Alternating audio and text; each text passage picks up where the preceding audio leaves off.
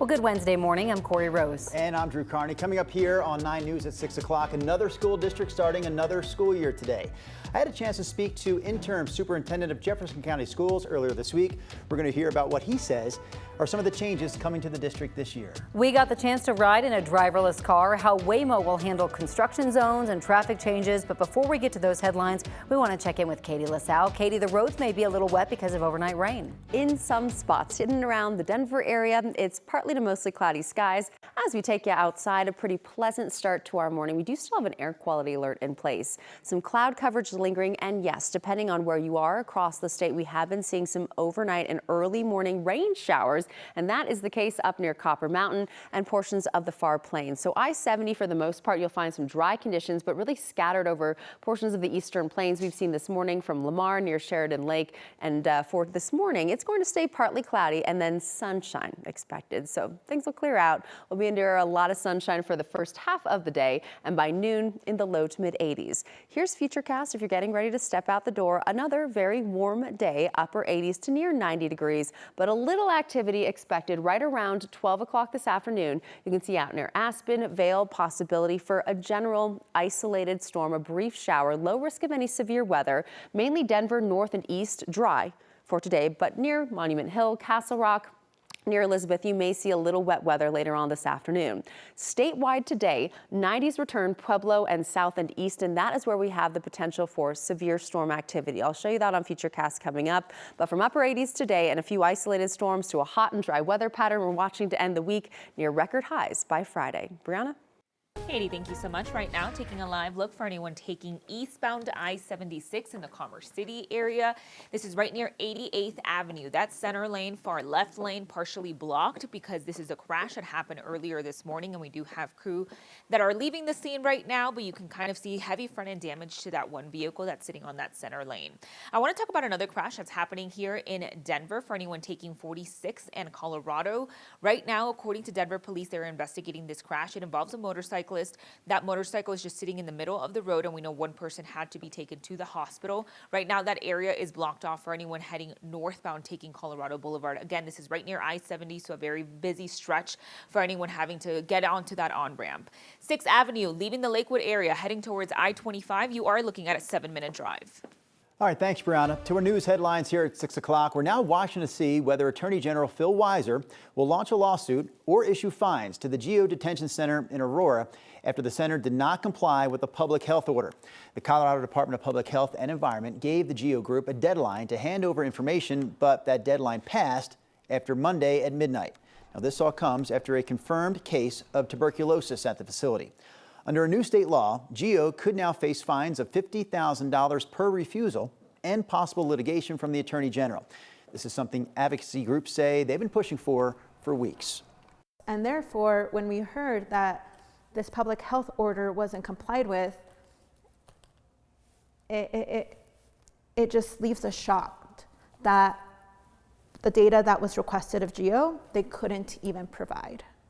GEO, meanwhile, says there are no active or suspected tuberculosis cases at the facility, and it also points to federal oversight from DHS and the CDC that they say they have complied with. The Attorney General's office won't say if or when it plans to sue. Some Ethiopians living in Aurora could soon lose their legal protections after a federal judge sided with the Trump administration. The ruling could end temporary protected status for about 5,000 Ethiopians. The program allows people fleeing dangerous conditions in their home country to live and work legally in the U.S. The U.S. granted Ethiopians that protection in 2022. The Trump administration has been trying to end those protections since last year. All right, if you're headed out to the airport today, keep in mind that the airport is conducting a full-scale emergency operation. So this is something they do, everything they need to be prepared for in the event of an aircraft accident. 9 News reporter Mackenzie Stafford is live at the airport this morning talking more about what exactly people can expect to see out there today. Mackenzie? That's right, Drew. Good morning. So today the airport is all about being prepared. This is just in case of a real emergency. So today they'll be running all of those drills. This is a full-scale emergency exercise. There will be more than 400 people out here helping out. And I'm here with the one man who's in charge of it all, Tony Diaz. Thank you for taking the time to be with us. You are the director of this full-scale emergency exercise. What can we expect to see out here today? Yeah, thank you so much for being out here today. You can expect a lot of activity from first responders. We will have a simulated fire, some smoke. The state has actually lent us one of their fire simulators to allow us to train. So there'll be actors with moulage, simulate injuries for a scenario that we hope never plays out. Yeah, absolutely. We never hope to see it, but it is important that you are prepared in case it does. And that way, this is not your first time doing an emergency exercise like this. Can you tell us about how this really helps you to be prepared in case of something that may happen and how you have those plan Bs and plan Cs, right? Yeah, absolutely. This is many months in the making. We have an excellent team that is behind all the real credit for everything that's happening today. This helps us because these things don't really happen often, and that is a good thing, and we hope it never happens. So what this allows is for us to have a safe, no-fault environment where we can practice our plans, make sure that we are ready for any scenario to take care of our passengers, and just know that all of our customers have full faith in our responders and this airport if anything were like that to occur here. Absolutely. Thank you, Tony. And what do you hope that anyone who goes to the airport today or happens to be on RTDA line today knows if they're seeing any of this happening? Yeah, none of this is real. This is all fake. This is all planned. It's all coordinated. Your flights are not going to be impacted. The operation should not be impacted as well. So travel is normal. Feel free to take some pictures, but please let us post it online and say it is a drill at the airport. It's not a real thing. That's the important part, but have fun, take pictures, and I hope everyone has a safe flight.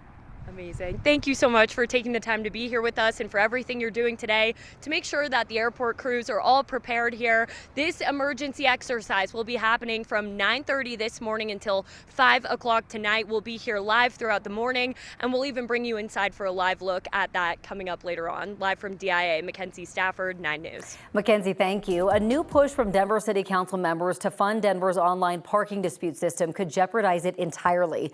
The city's Department of Transportation and Infrastructure recently announced it will bring back the online portal after drivers spent nearly a year having to challenge parking tickets in person. But the new system comes with a $400,000 price tag, and there's now a debate over how the city should pay for it. The Department of Transportation says it plans to use money from a special transportation fund created when Denver doubled parking meter rates. There was an understanding that those dollars would go to what we fight for every day. Every day it's, can I get a speed bump? Can I get a rapid flashing beacon? My intersection isn't safe. Now, some council members have introduced a measure that would limit how the city can spend that second dollar from parking meters, a move that could leave the online dispute portal without a funding source. For now, the Transportation Department says the system is still on track to launch September 14th. Well, we're going to start seeing self-driving cars picking up people on streets here in Denver. Waymo says it's now entered the final phase of testing before opening up its fully autonomous ride service to the public. The company is testing vehicles right now without a human driver behind the wheel after spending about a year mapping streets all across the city. Waymo's product communication manager hopes that people give it a try before they form an opinion about self-driving cars. It takes a few moments, right? You see that it sees the pedestrian. You see it pause and yield for the dog that runs across the street, right? There's those little moments of confidence building, and it's awe-inspiring that usually within a few moments, people get comfortable, they start checking their phones, it really becomes very normal very quickly. So Waymo says they will only serve the Denver metro area at this point. There will be no rides out to the airport, and cars are not programmed just yet to go on the highway. The company has now announced a public start date, an official start date, but says the people have already signed up to be notified when the service goes live. Heads up, Colorado is starting to crack down on expired registrations. They're starting an enforcement operation this Sunday. If you get pulled over in Denver, you will face a $95 fine on top of having to pay that overdue registration. In Aurora, the fines range from $15 to $75 plus surcharges for vehicle registration violations. King Soopers store branded credit card is going away, and that marks the end of the store's gas discount. Last month, U.S. Bank announced that Kroger World Elite MasterCard would transition to U.S. Bank Smartly Visa Card. That change applies to King Soopers branded cards. The 5 cents per gallon fuel savings associated with that card will end when each credit card account is either converted or closed down. The Ebola outbreak in Congo has surpassed 5,000 cases. The outbreak is spreading in one of Congo's most remote regions where insecurity, displacement, and heavy population movement are making it harder to contain. Health officials say it has infected and killed people faster than any other Ebola outbreak in history. A former advisor to infectious disease expert Dr. Anthony Fauci is pleading guilty to conspiring to evade public records laws. David Morins worked under Dr. Fauci at the National Institute of Allergy and Infectious Diseases during the COVID pandemic. Prosecutors say Morins helped conceal government documents related to COVID research grants and also public records requests. The 78-year-old faces up to 5 years in prison. He's set to be sentenced, that is, on November 12th. Costco is expanding its partnership with nonprofit health insurer SCAN and will be offering Medicare coverage through the retailer.